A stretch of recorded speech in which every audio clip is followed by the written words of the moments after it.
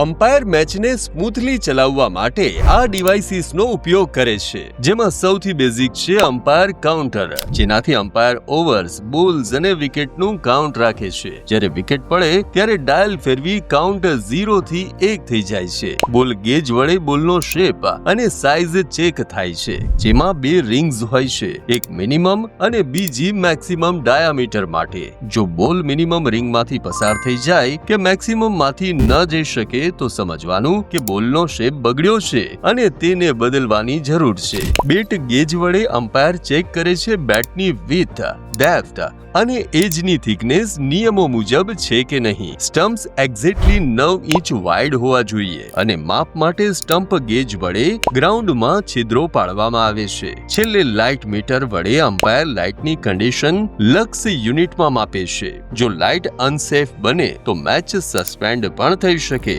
અથવા flood lights ચાલુ કરાવવા માટે પણ એ જ મીટરનો સહારો લેવાય છે. આ રીલ તમારા ક્રિકેટ લવર ફ્રેન્ડ્સને શેર કરો અને આવી જ રસપ્રદ માહિતી માટે અમારા પેજને ફોલો કરો.